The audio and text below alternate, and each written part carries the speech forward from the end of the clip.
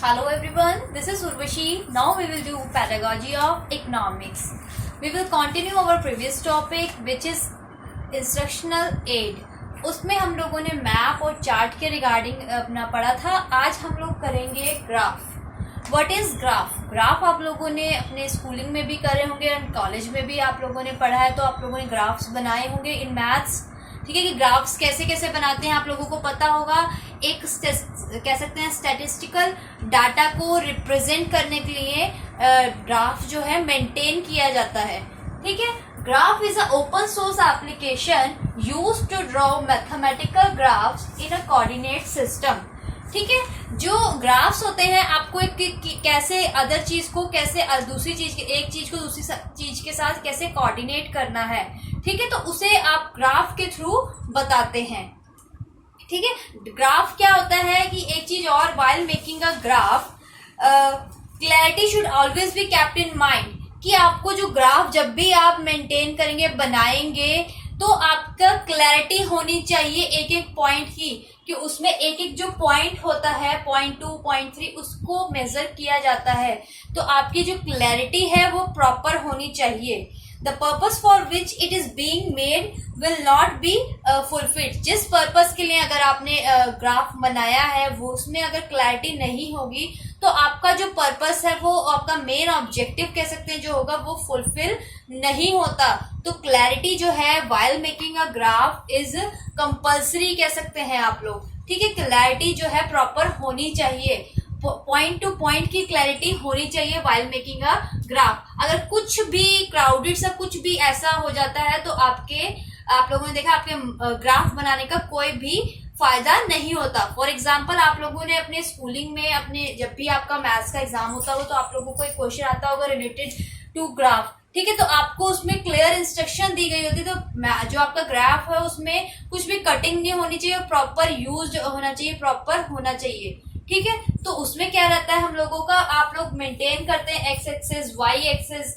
ठीक है, उसके बाद उसको एक प्रॉपर एक अच्छे नीट एंड क्लीन तरीके से बनाते हैं. अगर जरा सी भी आपकी उसमें कुछ कह सकते हैं मिस्टेक हो जाती थी तो वो उसके आपके मार्क्स जो है डिडक्ट हो जाते थे. तो इसलिए जो हम ग्राफ जब भी बनाए हमें अपना एक प्रॉपर कह सकते हैं हर चीज को ध्यान में रख के एकदम सीरियस उससे मोड से आप लोगों को ग्राफ जो है बनाना चाहिए. All graphs should be well prepared and heading also should be mentioned to them. जो भी जितने भी ग्राफ्स होते हैं जिस टाइप के भी ग्राफ्स होते हैं उनको एक प्रॉपर वेल मैनर्ड की तरह से बनाना चाहिए और प्रॉपर उनकी हेडिंग जो है उसमें लिखनी चाहिए. ठीक है, कि कौन सी, ये नहीं कि आपने सीधा एक्स एक्सिस वाई एक्सिस करा, आपने बिना काउंटिंग के लिखे पॉइंट 1 पॉइंट 2 3 4 लिखते बिना उसके अपने आप बनाया चाहिए. ऐसा हमें कभी भी नहीं करना है. जब भी आप ग्राफ बनाएंगे आपको एक प्रॉपर वेल जो कुछ रूल्स हैं ग्राफ बनाने के वो आपको ध्यान में रख के ही हमेशा ग्राफ को जो बनाना है. ठीक है, आगे है इसके some kinds of graph. Kinds of graphs. ठीक है, कि कितने तरीके के ग्राफ्स जो है वो होते हैं. Number 1 is circle graph. Circle graph. Circle graph कैसा होता है आप लोगों ने देखा होगा, एक सर्कल की फॉर्म में होता है. ठीक है, उसमें डिवाइड होता है एक परसेंटेज में या फिर कह सकते हैं डिग्री में, सब एक डिवाइड रहता है कि ये 40% इतना है, 20% है, ये 20% है. ठीक है, ये हो गया ना. डिग्री में होता है कई बार ये आपको या फिर परसेंटेज में होता है. ठीक है, तो इसमें आपको सर्कल ग्राफ में क्या होता है कि एक सर्कल की फॉर्म में आपको ये ग्राफ जो है बनाना होता है, उसे डिवाइड करना रहता है. ठीक है, नेक्स्ट आता है हमारा bar graph. Bar graph. Bar graph में क्या होता है आप लोगों को, आप बनाते हैं ना ऐसे रेक्टेंगुलर शेप में कि कोई इंडस्ट्री है इतनी, उन्होंने 20% टी ऐसे लिखते थे. इसमें टी कितनी है उनकी रेज हो रही है, इंक्रीज प्रॉफिट कितना हो रहा है टी में 20%. उसके बाद शुगर में, ठीक है, शुगर में कितना रेज हो रहा है 30% शुगर में प्रॉफिट हो रहा है. उसके बाद आता है आपका मान लीजिए कुछ भी ले लीजिए, आपका आ गया पल्सेस. ठीक है, पल्सेस में कितना रेज हो रहा है, ओनली 10%। तो आप एक ऐसा ग्राफ बनाते थे ना, बार ग्राफ, इसे कहते हैं हम लोग bar graph. It contains a series of parallel rectangular for the purpose of depicting comparative data. एक प्रॉपर डाटा आप लोग बनाते थे कि टी इतनी 20% रेज हो रही है, या फिर शुगर 30% हो रही है और पल्सेस जो है 10% रेज हो रही है। तो आप इसका एक प्रॉपर बार ग्राफ बनाते थे, वो आप ऐसे इस शेप में आप बार ग्राफ को बनाते थे। ठीक है, नेक्स्ट हमारा आता है line graph. Third one is line graph. Line graph आप कैसे बनाते थे, आपका ये हो गया y एक्सिस, ये आपका x एक्सिस। तो प्रॉपर एक स्ट्रेट लाइन होती थी आपकी, ठीक है, जिसमें कुछ भी कोई भी आप लोग कह सकते हैं कर्व नहीं होता था। ठीक है, जो लाइन ग्राफ होती थी उसमें आपका फॉल या राइज हो रहा है या फिर फॉल होता था, तो आपका वो एकदम स्ट्रेट होता था। ठीक है, बिल्कुल पॉइंट टू पॉइंट। वो हमेशा राइज जो करती थी वो हमेशा ऐसे होता था, और जब आपका फॉल करती थी वो डाउनवर्ड होता था। ठीक है, तो लाइन ग्राफ कैसा होता है, आपको जो अगर रेस करे तो बिल्कुल स्ट्रेट लाइन जाती है, उसके बाद अगर फॉल राइज कह सकते हैं, कोई भी आपका प्रोडक्शन का काम है, कुछ फॉल हो रहा है तो वो हमेशा डाउनवर्ड आती थी। ठीक है, तो ये हो गया हमारा line graph. Line graph is frequently called as a curve, कि एक कर्व की शेप में होता है। ठीक है, कि राइज हो रहा है ऐसे, फिर फॉल आ रहा है, फिर राइज हो रहा है, फिर फॉल हो रहा है। ठीक है, तो ये एक कह सकते हैं आप लोग कर्व की शेप में होता था। Reason for this is that it is seldom drawn straight even from point to point. आपको ये एकदम पॉइंट टू पॉइंट बनानी होती है, इसलिए इसे कहते हैं हम लोग लाइन ग्राफ। नेक्स्ट आता है हमारा पिक्चर ग्राफ। पिक्चर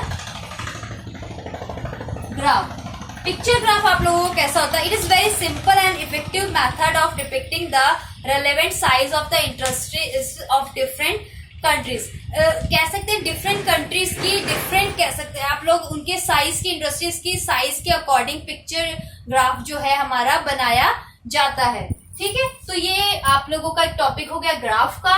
इसके साथ साथ हम लोग करेंगे, आप लोगों को ग्राफ आपको समझ आ गया होगा कि एक कह सकते हैं हम लोग कि एकदम क्लियरली बनाया जाता है, नीटली बनाया जाता है, मेंटेन किया जाता है पूरे पॉइंट टू पॉइंट, कि कुछ भी एक छोटी सी मिस्टेक्स भी इसमें नहीं होनी चाहिए, तो वो होता है हमारा ग्राफ। ठीक है, इसके साथ हम लोग करते हैं नेक्स्ट हमारा जो टॉपिक है, इसके साथ वो है हमारा टेबल्स। टेबल्स क्या होती हैं, ये भी आपका इंस्ट्रक्शनल एड के ही एक पॉइंट है। टेबल्स क्या होता है, कई बार क्या रहता है, आपको टेबल की शेप में मैम आपको बना के मान लीजिए ये देखिए एक ऐसे बॉक्स को बनाती हैं। ठीक है, उसमें लिख देती है कि कोई भी प्रोडक्ट हो गया आपका, ठीक है, कितना राइज कर रहा है या कितना फॉल कर रहा है, कौन सी चीज। मान लीजिए आपकी टी है 30% राइज हुई है, ठीक है, इन 1999 में, और 2000 में फॉल हो गई है 10%। ठीक है, और आपकी शुगर है वो 10% राइज हुई थी, बट जब फॉल हुई वो भी 10% हुई। कई बार ऐसे से, तो एक टेबल की फॉर्म में टीचर जो है आपको समझाते हैं अपने डिस्ट्रीब्यूशन ऑफ गुड्स को कैसे डिस्ट्रीब्यूट किया जाता है। ठीक है, tables are visual teaching material but in use to depict statistical data in a convenient form. एक कन्वीनियंट फॉर्म में आप लोगों को टीचर जो है समझाती है कि कैसे कोई भी चीज राइज हो रही है, क्या चीज फॉल हो रही है। ठीक है, उसके बाद आता है हमारा this is to be analysed in economics. Teacher जो है इकोनॉमिक्स में क्या रहता है, आप लोगों को राइज कैसी डिमांड, हाई डिमांड है, ठीक है, सप्लाई कैसी है, तो वो टेबल्स के थ्रू जो है आप लोगों को टीचर समझाती है। अगर आपको टेबल के थ्रू आपके टीचर जो है पढ़ाती है अपने स्टूडेंट्स को, तो वो उनको स्टूडेंट्स को अपने इजी समझ में आता है, और कह सकते हैं माइंड में भी ये चीज रहती है। ठीक है, तो इन इकोनॉमिक्स में टेबल्स को बना के अगर हम कोई वर्क करते हैं, समझने का कर सकते हैं। लॉ ऑफ डिमांड हो गया, क्या डिमांड है, सप्लाई कैसी हो रही है, प्रोडक्शन में कैसा, डिस्ट्रीब्यूशन में क्या चीज हो रही है, फॉल हो रहे हैं प्राइसेस मार्केट में, कस्टमर का टेस्ट कैसा है किसी भी प्रोडक्ट के लिए। ठीक है, तो वो अगर हम टेबल बना के करते हैं तो वो स्टूडेंट्स को इजिली समझ आता है। ठीक है, कुछ प्रिकॉशंस होते हैं इसके while making a tables, we have to take some precautions. Precautions में क्या आ जाता है आपका? Precautions, number 1 is it presentation of timetable should be systematic, organized and orderly. Systematic,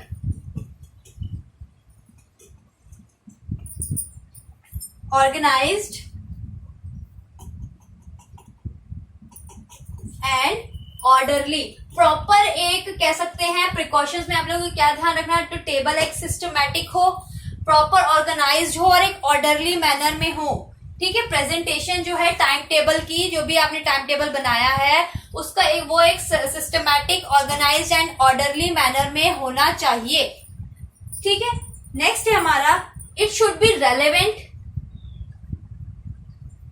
and time saving. जो हमारा टेबल है जो हमने बनाया है वो एकदम रेलेवेंट होना चाहिए और एक कह सकते हैं हम लोग क्या बोलते हैं इसे, टाइम सेव होना चाहिए. ये नहीं है कि भाई टाइम वेस्ट हो रहा है, क्या बना रहे हैं, कैसे कर रहे हैं. जो आप लोगों को थ्योरेटिकल टीचर समझा रहा है, अगर आपको टेबल के थ्रू आपको समझाएं तो उसमें टाइम जो है ज्यादा ना लगे. ठीक है. थ्योरेटिकल आप लोगों को पढ़ा रहे हैं कॉन्टिन्यूसली, उसमें आपको समझ नहीं आ रहा, बट आपको टेबल अगर बना के समझा रहे हैं तो स्टूडेंट्स को जल्दी समझ आए. तो टाइम जो है सेव होता है और एकदम रेलेवेंट होना चाहिए हमारा टेबल. नेक्स्ट हमारा आता है maximum knowledge in shortest period. Maximum knowledge in shortest period. एक छोटे ही टाइम पीरियड में ज्यादा से ज्यादा नॉलेज जो है स्टूडेंट्स तक पहुंचाई जाए थ्रू टेबल्स. एक कम टाइम में स्टूडेंट्स के पास ज्यादा से ज्यादा इंफॉर्मेशन जाए, नॉलेज जाए. ठीक है. Practical and normal in size.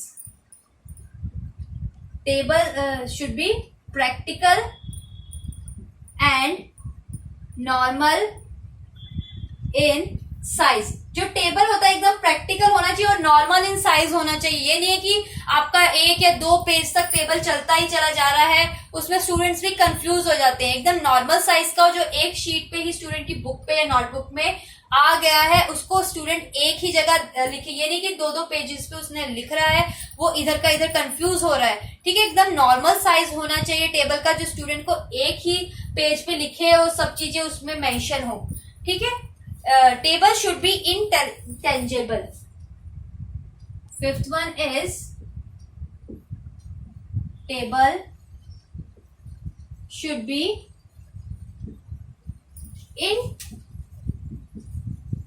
intelligible. Intelligible में से जितनी भी रिक्वायरमेंट्स होती है वो सभी चीजें उसमें टेबल में होनी चाहिए. सारी रिक्वायरमेंट जो भी है टॉपिक से रिलेटेड उस टेबल में सब चीजें मेंशन होनी चाहिए. तो ये हो गया आप लोगों का टेबल. इसके बाद सिर्फ आपका एक लास्ट टॉपिक रह गया है फिल्म स्ट्रिप का. वो आप लोगों को कल वीडियो मिल जाएगी उसकी. उसके अलावा आप लोगों का पैडागोजी ऑफ इकोनॉमिक्स या पैडागोजी ऑफ कॉमर्स में कोई भी टॉपिक आप लोगों को लगता है आपको समझ नहीं आया है या आप लोगों का रह गया है तो आप लोग मुझे मैसेज कर दीजिएगा. ठीक है. Thank you everyone.